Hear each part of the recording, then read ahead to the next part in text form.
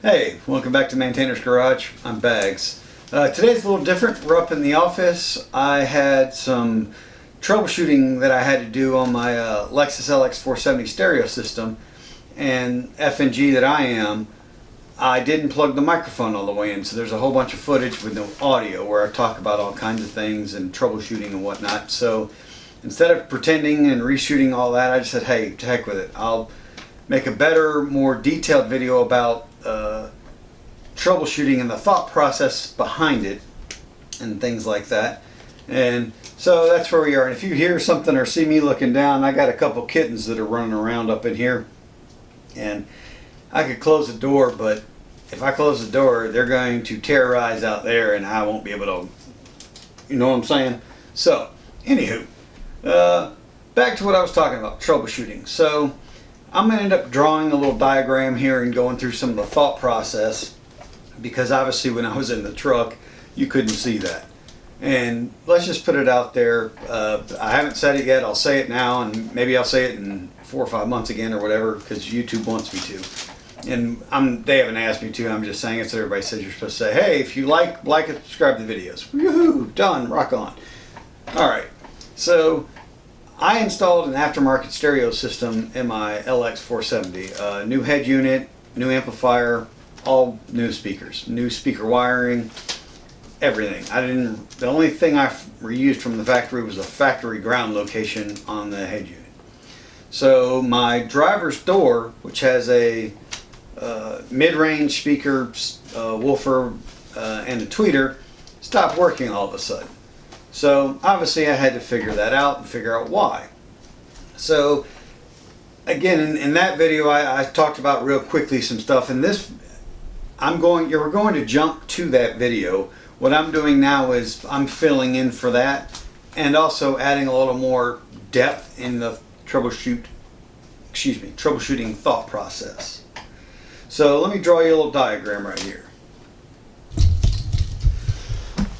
Alright, so now we're going to draw a diagram. Take 2. Yeah. Let's just say I didn't do a good job. Okay, so you've got the head unit and you have the amplifier. And again, this is the beginning of the troubleshooting, so we're doing process elimination. The head unit has a ground and a power.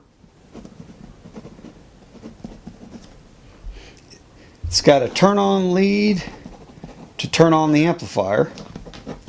The amp has a ground as well and a power. Well, we know all the other speakers except that one is working. So we know the power, the ground on the amplifier is good, the power, the ground on the head unit is good, the turn on is good. So we don't have to look at any of this. So again, this is just quick elimination. What am I not going to look at? Let's just dump it so we can move forward and narrow down where we're going to focus our attention. Again, troubleshooting is process elimination. So now we're back to the head unit, but now we're only concerned about audio signals because that's the problem. So we got the head unit, we got the amp. So there is a front left, a front right, a rear left, a rear right, and a subwoofer. So you got that.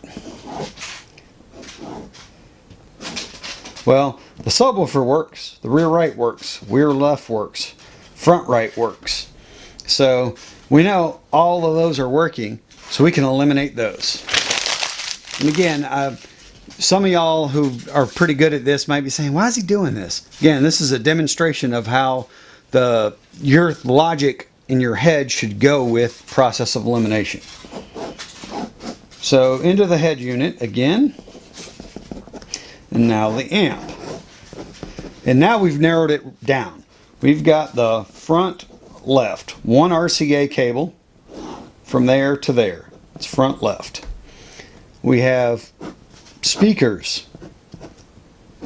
Speaker wire, first, then a speaker wire, so we've got the subwoofer, the little woofer, and then the tweeter. So now we know it could be the connection at the head unit, this RCA cable, the connection on the amplifier, the connection on this side of the amplifier with the speaker wire, this could be blown. The tweeter, if it was blown, the woofer would still work. So more than likely, the tweeter is probably good. So now you've totally narrowed it down to, all right. So in my other video, what I did is I took the front right RCA cable and I swapped this. I swapped the front right RCA cable with the front left, front right. What that did was it let me know if the head unit and the cable were good. So when I put the front left onto the front right, music played. When I put the front right onto the front left, nothing. So at that moment, I knew the head unit, everything to dealing with the head unit was good. The RCA cable, good.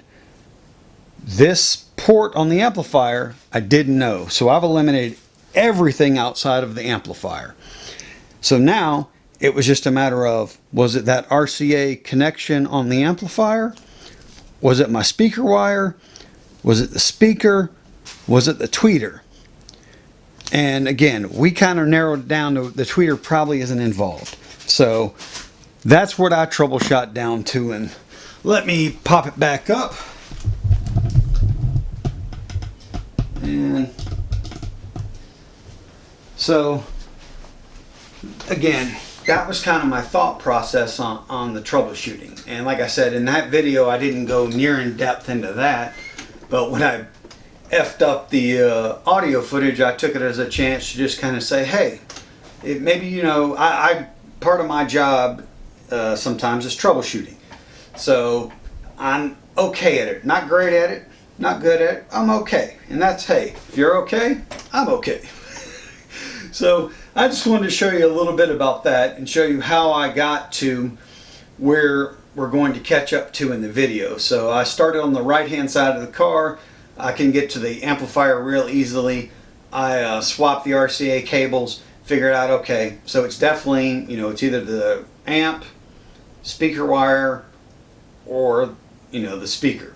And so that's where we'll pick up and exit stage right or left or wherever I put editing.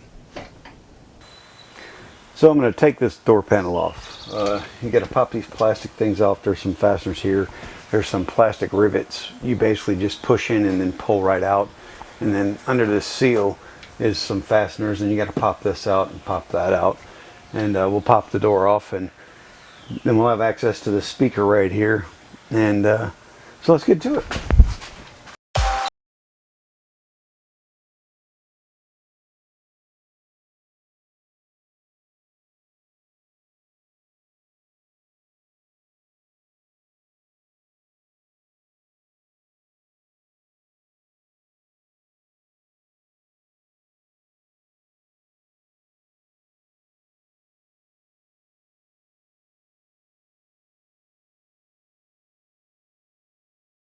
So there's another Phillips head screw here, and I think that's it. I may be wrong. So we'll pull gently here, and gently, yep, and lift up as we pull. Come on. Come on. You want to come out. You know you want to come out. You're on. There we go. We're almost there. And just watch out for these harnesses back here. There's a few. So make sure you get those.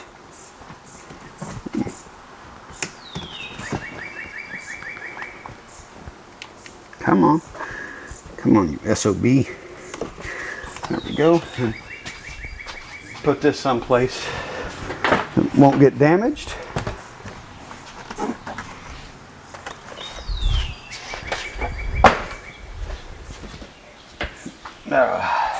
So now we can see the door, speaker I put in, and this will be really easy. Just to pull this out. and touch. Again, I have a spare speaker, so all I'll do is touch some wiring to a new speaker, and man, I clearly tighten those with a mechanical device. So let's use that electromechanical device.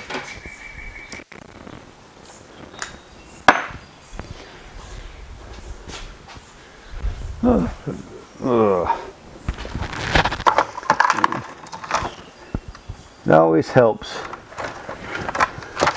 when you put stuff back where you found it and you keep it in the same place, so that way when you need it, it's just right there.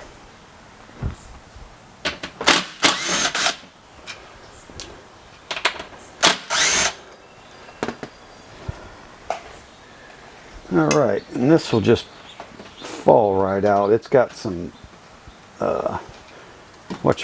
foam stuff on the back. Look at there. That's our problem, kids. Must have been a bad crimp by me. Okay, so we'll just pull this off, and we'll, as we hold this, black goes left or right, or make it simple, goes outboard, red inboard. Ah, look at that. Son of a... Well, hey, again, at least that worked, narrowing this down.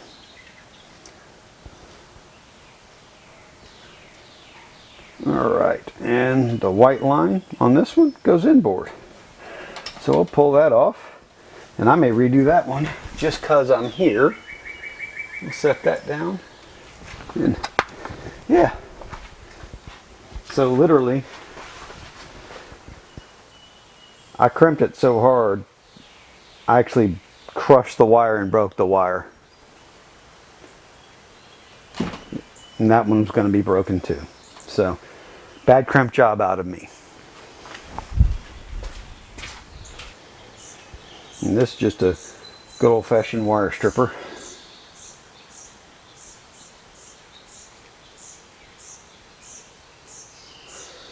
And you just put the wire in and twist it and compress it, and boom, there you are. And on these, you want to put this in. Hopefully the camera can catch this.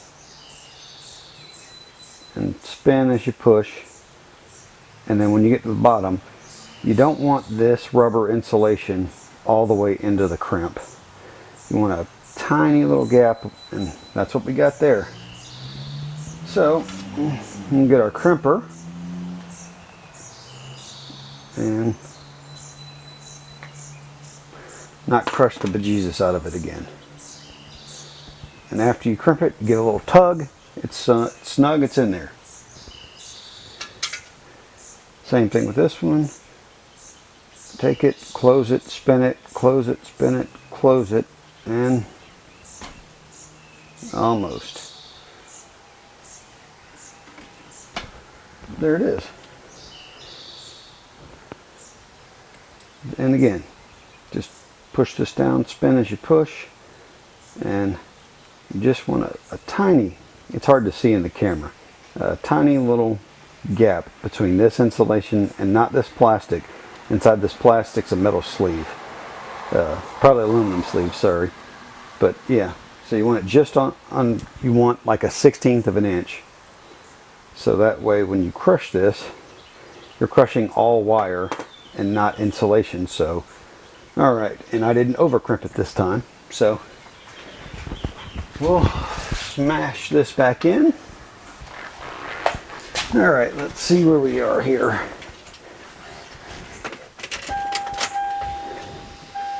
And it's staticky, but if sound comes out, you'll hear static, so that'll work. Hey, static. Success. All right, so now it's just putting all this stuff back together for that 10 seconds of stuff. Again, this is my own doing. I crimped that wire so hard when I did it that I literally crushed it, and it was, you know, I broke the strands of the speaker wire. Again, my mistake. So folks, learn from Bags about how not to do some things.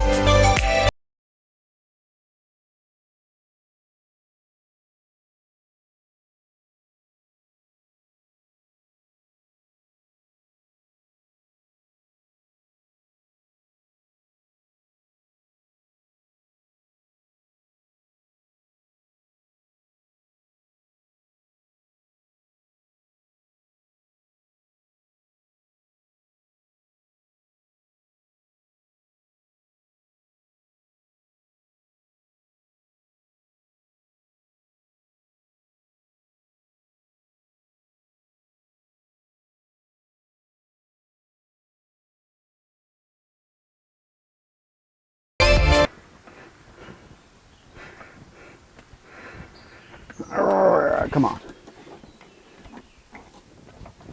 Don't be like that.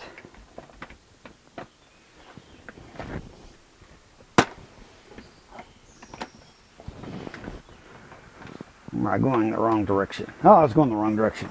That never happens.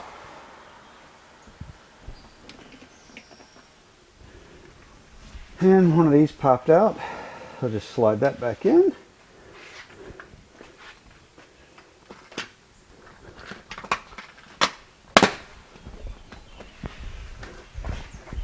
Ta-da!